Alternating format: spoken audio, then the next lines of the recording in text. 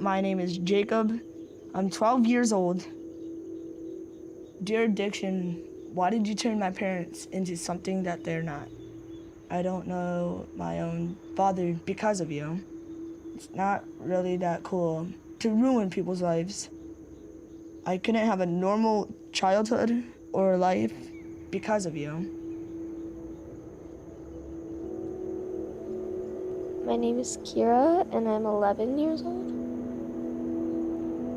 Dear addiction, you tore apart my family. Why mine? I've been lied to because of you. I have cried because of you. I have been bullied because of you. Signed, an upset child.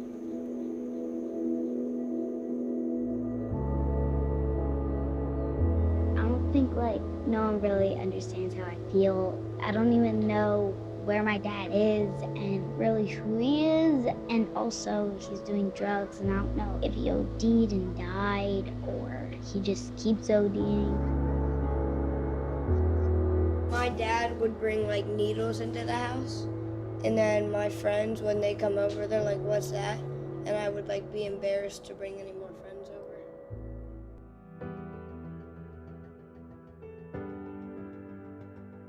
Well, good morning, afternoon, or evening, depending on where you are in the world. I myself am in Cleveland, and it is snowing up a storm, okay?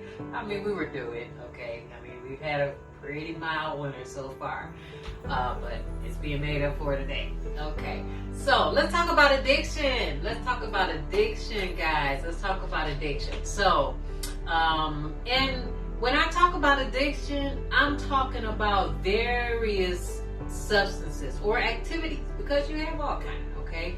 There is gambling, you have caffeine, you have nicotine, you have, of course, the drugs, cocaine, illicit. You have illicit ones, such as prescription drugs, just, you name it. Food. Okay. So when you hear people say things like, well, I know somebody and he used to drink every day, and then when the doctor told him, he has cirrhosis, he stopped. So if he could do it, anybody could do it. That person that you described that could stop because of a bad diagnosis, or if their spouse threatens to leave them or whatever, and they're able to stop, technically they're not considered an addict. Addiction can be overcome by mind over matter. Mind over matter, meaning if you have control over your mind, nothing really can addict you other than you staying on top of your mind. Addiction is still a disease. While these may be behaviors that we've subjected ourselves to prematurely, something that we could have potentially prevented, these behaviors are now patterns with addiction. Addiction is a complex disease of the brain. It affects your brain, it affects your health. It deals a lot with compulsion. If you're battling with addiction and it's something that's not been treated, you're more at risk to open yourself up to other health conditions. And I don't think that people should be given a pass because of their addiction. I feel like people should be held accountable for everything that they do. If you smoke all the time or you drink all the time, you should be held accountable for that. You shouldn't get a pass for the way that you act when you're on these substances, or you shouldn't get a pass for the way that you treat people for being on these substances or being addicted to these things. So people should not get a pass for. No, I don't think anyone with addiction should get a pass simply because they are humans and, they made their own decisions just like any other human. And, I won't get into that argument because, there are people out here that are in different camps. So you have those people who strongly believe that addiction is about poor choices, and then you have the camp that strongly believe that addiction is genetically, you're genetically predisposed to addiction. And those two camps to believe that they're on opposite sides of the issue. However, they actually play together, okay? In other words, you can't have addiction without some environmental factors or what people would consider your choices, or things that play into addiction, like the actual use, or putting yourself in bad positions, or being around the wrong people, or I can go on, being prescribed a certain medication. So without any fault of your own, or reaching into the genetic pool, you are addicted. Okay, that's this camp. Then you have again this camp who says that no matter what you do, no matter how infrequently you try it, you may become addicted. Addictions, drug abuse, are actually the ones that are the most stigmatized. So where you are at is a disease of the brain that produces a loss of your ability to exert control, what we call free will, because free will is not something that's spontaneous, it's the product of the biology of the brain. And there are certain networks and circuits that enable you to do it. Drugs disrupt those specific circuits, and as a result of that, even though you are aware that you shouldn't be taking drugs, you cannot stop. The person who is out here struggling with addiction, while we're having our discussions or disagreements or whatever it is, at the end of the day, the person that's out here struggling with this disorder is struggling, and is having consequences, and is at risk of, if they have not already, die. So are we going to spend all of this time debating something that we may not ever agree on? And that's perfectly okay. But the person who's out here dying or struggling or losing their families or losing their jobs as a result of this disease probably don't much care about what the general public believes to be the root cause of their disorder, okay? So I'm gonna just stop there, because I am outraged with the amount of lack of empathy that is being displayed when it comes to this discussion about addiction and the consequences, particularly the opioid addiction. People that are using are younger now than I remember ever being. And it's mostly because of all the pills that they're popping on, that they're putting on people. Like, these kids are actually getting pills for pain, for an accident or something like that, and being pumped all these pills, and then they expect them not to be hooked on them when they actually stop giving it to them. So they actually will look for that numbness with heroin, which is the next step. So unfortunately, I don't see this stopping anytime soon.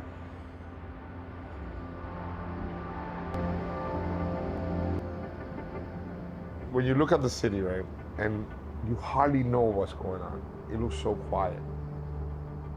But once you look down to actually the street, so many things going on. There's a person in the corner selling drugs to someone.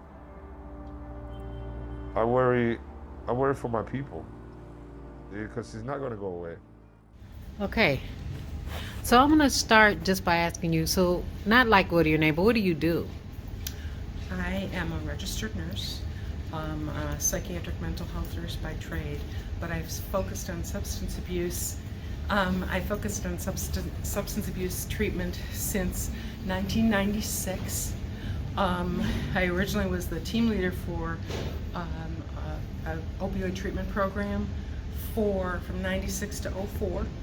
I returned 5 years ago, and that's what I specialize. So right now I'm an opioid treatment program case manager. Okay. How's that? That's good. Good. All right, so I have one question for you. Opioids. Okay, you mentioned opioids, and can you kind of give a general overview of the difference between opioids, say prescription and illicit? there's a very large difference between that. Prescription opioids have traditionally been prescribed for acute pain management. Part of the opioid crisis is that, unfortunately, they ended up being prescribed for chronic pain management, and people got hooked. Opioids, you develop tolerance, physical tolerance, and dependence to them, and you can't take them away without an abstinence withdrawal syndrome. So when doctors would try to take their patients off of the opioids, of course that didn't work because their bodies were used to these medications, but the doctors they would hit a ceiling point with the dosage, but the doctors were being pushed to take them off, so the patients end up on the street. And back in the day, it was heroin that they went to, and from heroin now we have unfortunately the fentanyl crisis going on. So this is a recent seizure. Now you're looking at enough fentanyl to kill tens of thousands of people in this one seizure. We see an inordinate amount of young people getting hit with these things because they think that they're taking mom and dad's oxycodone that they were stealing out of the medicine cabinet, and that's not what this is. We see it every place. We see it in rich white people. We see it in poor Hispanic people. We see it in middle-class black people. We see it men, women, no age disparity. We see it every place. We're going to seize over 1 million of these this year. And it's such an amazing thing to think about how much is coming across when 4 years ago we had 0. Think about the idea that 5 years ago, the United States had 5% of the world's population. We were using about 80% of the world's oxycodone. So we clearly had an overprescribing and an overuse issue. And I think that led to this high addict population that we had. As we realized what happened and we started clamping down on these prescriptions, well, we've got this gigantic addicted population of Americans out there that need an opiate. So the Mexican cartels are smart enough to realize, well, they manufacture an opiate that can meet that need. Some people are more prone to developing certain patterns or even alcoholism. Why? Because of genetics. Your mother is alcoholic, your father's alcoholic. Do the math. 1 + 1 is 2. 2 + 2 is 4. You do alcohol, you're likely to develop that particular addiction. Comparing the opioid crisis to the, crack cocaine crisis of the 80s, okay?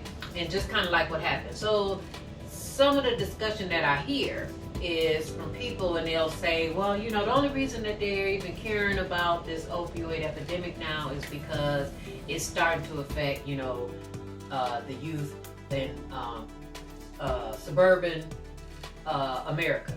So now that's the only reason that, they're, throwing all of this, discussion and money and treatment and all these other options, is because it is starting to affect people who it didn't affect before, okay, on a larger scale. And you're probably right, okay, like everything else, okay? You're probably right, because we do know that there is differences, okay? We have not cured that systematic issue that we have in America, okay? So you're right. However, you're wrong when you think that they're the only ones that's being affected and we should not care, because that's not true. We are still dying at a higher rate. Therefore, we still need the involvement, we still need the discussion, we still need the empathy, we still need the interventions, we still need to come to the table so that we can discuss how to manage this disease in our community, okay? That's what we need to do, okay? We know going to jail doesn't work, and for real, going to jail doesn't work for anybody when it comes to addiction, because nobody gets a fair shake in the justice system when it comes to addiction, okay? If you're an addict, no matter of your ethnicity, you won't get a fair shake in the justice system. You won't, okay? So that being said, let's try to stay out the justice system, okay? Let's just talk about what we can do before we get to that, okay? And again, comments, below. Let's talk about it, okay? Let's talk about this. Let's talk about this disorder. Let's talk about this disease. Let's talk about these numbers. Interestingly, alcohol-related unintentional overdoses outnumbered even benzos. And for those of you who don't know what a benzo is, we're talking Valium, Xanax, Ativan, you know, those types of drugs. And they have outnumbered that. So let's don't sleep on alcohol, okay? Because people might tend to think because it's legal, you know, that it is kind of innocuous. But that number is real. You can look that up yourself. And a lot of this stuff you can look up if you want to. But again, let's just talk about the empathy in people who's supposed to have empathy, working in settings that would imply that they understand what's going on out here in the world does not necessarily mean that they do. And you don't have to, I don't guess. I guess you don't have to like math to be an accountant, okay? But my thing is if you're working in the field, you should display some amount of, I won't even say empathy because that's your choice. But how about knowledge, you know? Because again, this is a science-based disease. It is. They've done studies, they've done MRIs. There's information out here. There's all kind of studies. There's all kind of journal articles. All of these things you can look up, you know. It had become such a big problem. And again, our country is behind most countries when it comes to implementing different types of treatment modalities to try to, you know, address addiction. And looking at it from the aspect to try to come up with solutions and not just arguments from this camp to that camp, okay? Getting back to the environmental part of how it plays into addiction. So again, like I said, everyone knows that I believe that addiction is genetically involved. If you are genetically predisposed to this disease. However,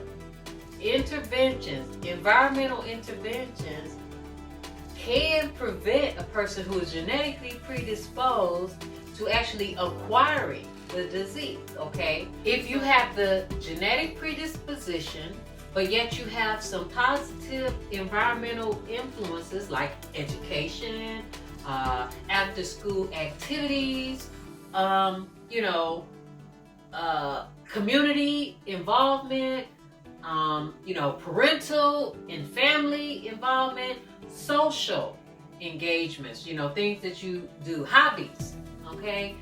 Then that increases your chance of avoiding or not actually, you know, putting that match to the timber, okay? So I guess what I am asking is that we kind of come together to try to come up with things to try to have this discussion, because again, understanding that yes, we are still being affected at a greater rate than any other race, and it does affect everybody. So it's not one of these, oh well, you know, I don't have to worry about it. I don't do heroin, or I don't do fentanyl, and you know, prescription drugs, I don't take prescription drugs or whatever. And I'm gonna say this too about prescription drugs, because you know, I think we've kind of followed the society down this rabbit hole of trying to blame, you know, the manufacturers of, you know, Percocet or Vicodin or whoever for the problems that we are facing here. When in fact, you know, most everybody, including myself and probably many people who are watching this video, have taken Percocet, but then you did not turn around and become, you know, addicted to heroin. So it is not a natural connection. So, and then even giving people that, you know, that out, if you will, to say, oh, it wasn't you, you know, it was the fact that they prescribed you some pain medication. And, you know, so naturally you had to go and use heroin after that. It's like, really? No, you really didn't. And most people don't. So, no, you don't, you know, go from that to, you know, going out here knocking little ladies upside the head for their purse. You know, that's just not a natural, you know, connection. So let's don't do that, because then what that does is make people scared to prescribe you any medication when you actually really need it.